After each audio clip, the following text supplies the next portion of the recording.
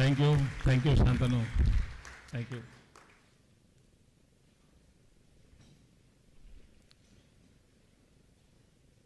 Thank you, Shantanu. John, Satya, Paul, Sundar, Venkatesh, a big thank to you. I'm sure this was not pre-arranged, but here on the stage, you see a perfect picture of India-US partnership in digital economy.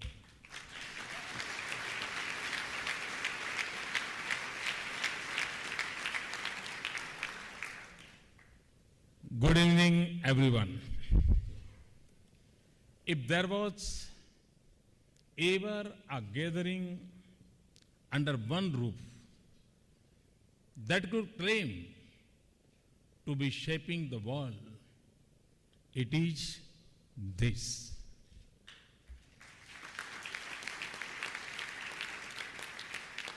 And I'm not talking about those in public office here or in India. It's a great pleasure to be here in California. It is one of the last places in the world to see the sunset. But it is here that new ideas see the first light of the day.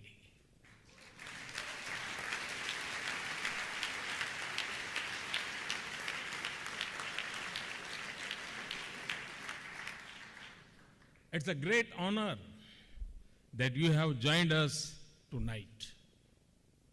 I have met many of you in Delhi and in New York and on Facebook, Twitter, Instagram. These are the new neighborhoods of our new world.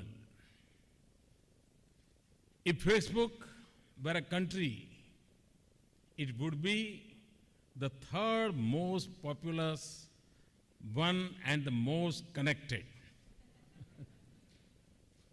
Google today has made teachers less awe-inspiring and grandparents more idle. Twitter has turned everyone into a reporter. The traffic lights that need to work the best are on Cisco routes, Cisco routers.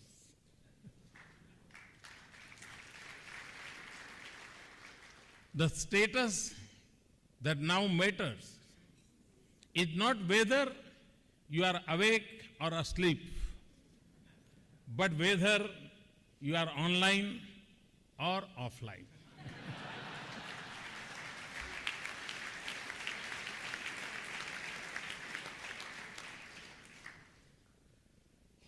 The most fundamental debate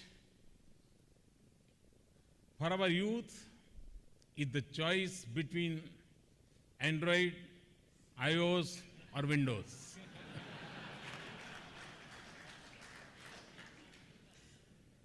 From computing to communication, entertainment to education, from printing documents to printing products, and now to Internet of Things, it has been a long journey in a short time. From cleaner energy to better healthcare and safer transport, everything is converging around the work you do. In Africa, it is helping people transfer money on phone. It has made reaching small island states no longer a journey of adventure, but a convenient click of a mouse. In India, a mother in a distant hill village has a better chance to save her newborn infant. A child in a remote village has better access to education. A small farmer is more confident about his land holding and getting better market price. A fisherman on the sea has a better catch, and a young professional in San Francisco can Skype daily to comfort her sick grandmother in India. An initiative by a father in Haryana for selfie with daughter to draw attention to the girl child became an international movement. All this is because of the work you people are doing. Since my government came to office last year, we have attacked poverty by using the power of networks and mobile phones to launch a new era of empowerment and inclusion.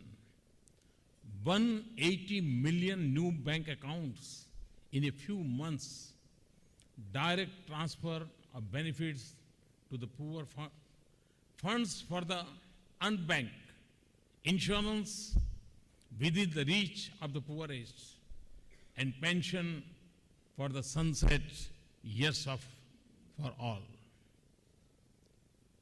By using space technology and internet, we have been able to identify in the last few months 170 applications that will make governance better and development faster. When a small craftsman in a village in India brings a smile to a customer looking at his phone on a metro ride in New York, when a heart patient in a remote hospital in the Kyrgyz Republic is treated by doctors sitting in Delhi, as I show in Bishkek, we know we are creating something that has fundamentally changed our lives. The pace at which people are talking to digital technology defies our stereotype of age, education, language, and income. I like recounting my meeting with a group of unlettered tribal women in a remote part of Gujarat. They were present at a local milk chinning plant I was inaugurating. They were using cell phone to take photographs of the event. And I'm talking about the tribal women. And they were not educated. I asked them what they would do with these images. And the answer was a surprise for me. They said they would go back, have the images downloaded onto a computer and take a printouts. When I heard this word download, it was a surprise for me. Yes, they were familiar with the language of digital world.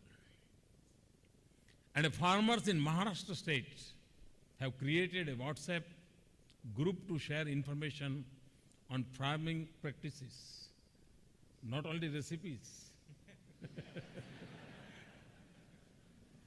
Customers, more than creators, are defining the use of product. The world may be driven by the same ancient impulses. We will continue to see human struggles and successes.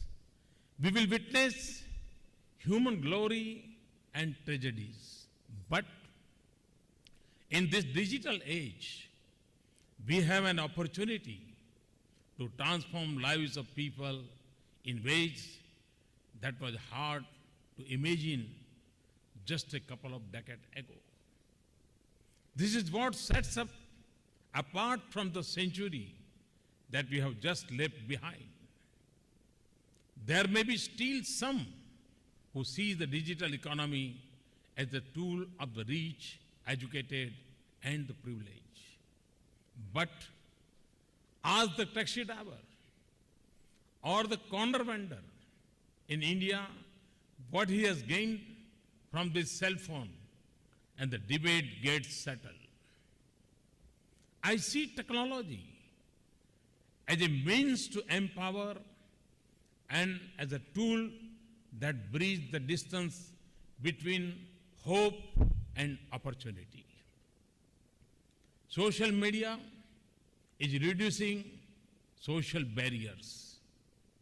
It connects people on the strength of human values, not identities. Today, technology is advancing citizen empowerment and democracy that once drew their strength from constitutions. Technology is forcing governments to deal with massive volumes of data and generate responses not in 24 hours, but in 24 minutes.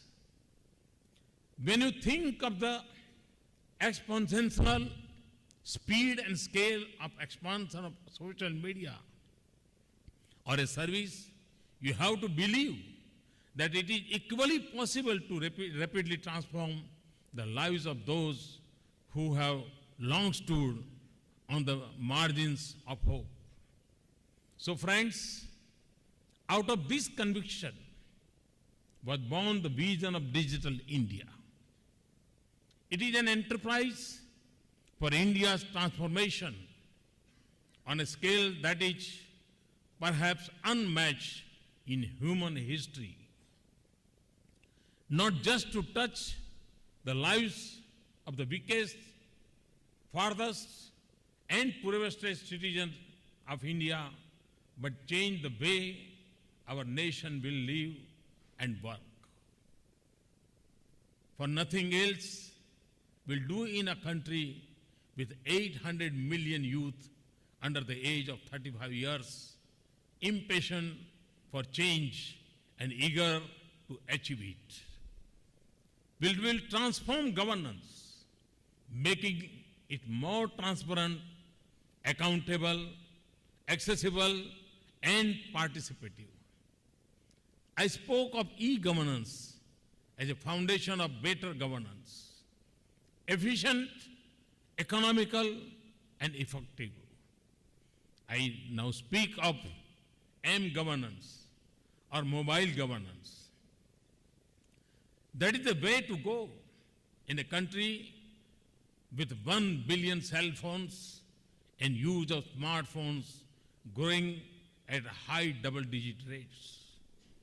It has the potential to make development a truly inclusive and comprehensive mass movement. It puts governance within everyone's reach. After mygov.in, I have just launched the Narendra Modi mobile app. They are helping me stay in close touch with people. I learn a great deal from their suggestions and complaints. We want to free our citizens from the burden of excessive paper documents in every office. We want paperless transactions. We will set up a digital locker for every citizen to store personal documents that can be shared across departments. We have set up e-beach portal to make approvals for business and citizens easy and efficient so that they concentrate their energy on their goals, not to government processes. We are using technology.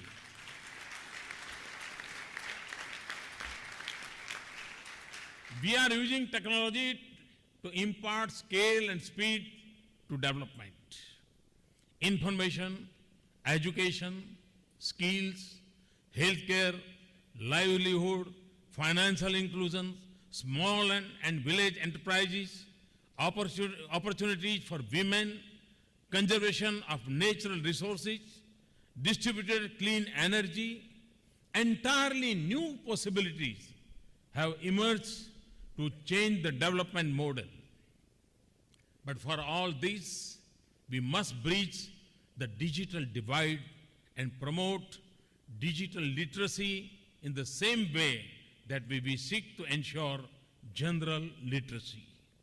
We must ensure that technology is accessible, affordable, and adds value.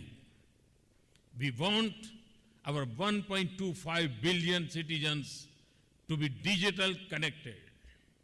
We already have broadband usage across India go up by 63% last year.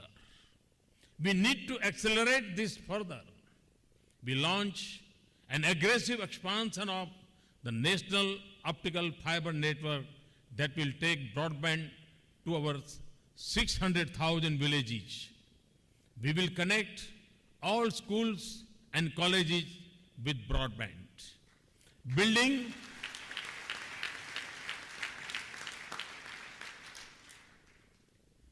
Building highways are as important as highways. We are expanding our public Wi-Fi hotspots. For example, we want to ensure that free Wi-Fi is not only there in airport lounges, but also on our railway platform. Teaming up with Google, we will cover 500 railway stations in a short time. We are also setting up common service centers in villages and towns. We will also use information technology to build smart cities, and we want to turn our villages into smart economic hubs and connect our farmers better markets and makes them less vulnerable to the whims of weather. For me, access also means that content should be in local languages. And I'm happy that Sundar has already announced.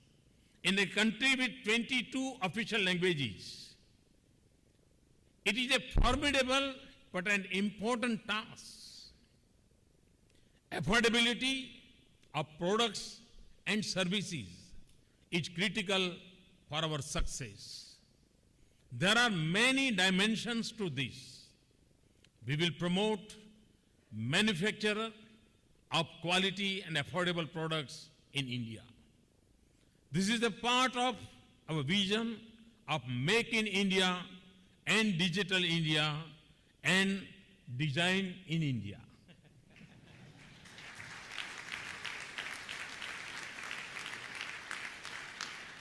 As our economy and our lives get more wired, we are also giving the highest importance to data privacy and security, intellectual property rights, and cyber security.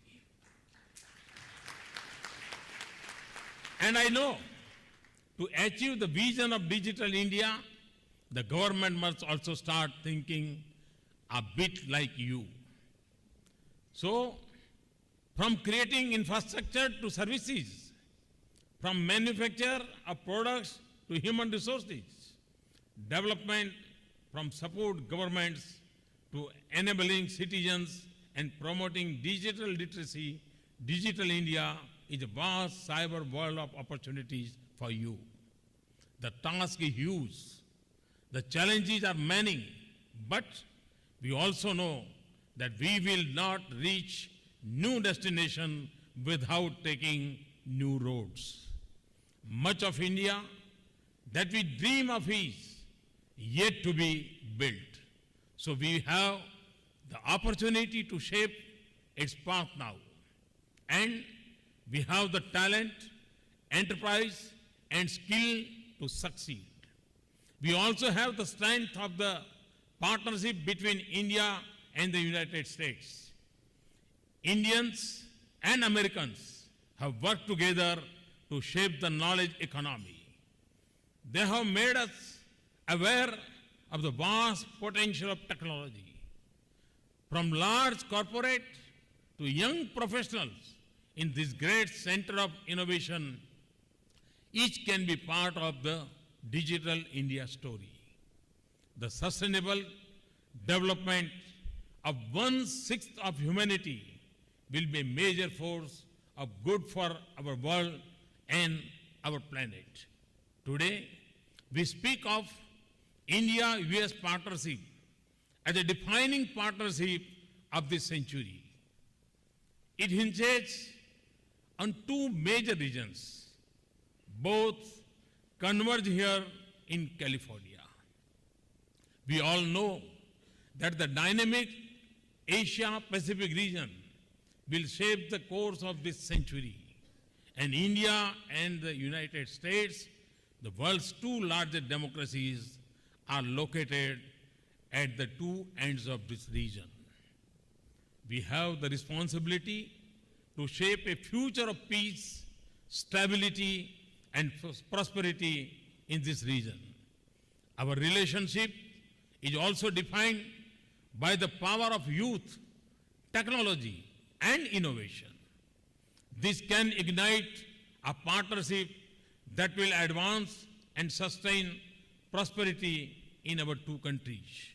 Even more, in this digital age, we can draw on the strength of our values and partnership to shape a better and more sustainable future for the world. Thank you very much. Thanks a lot. Thank you.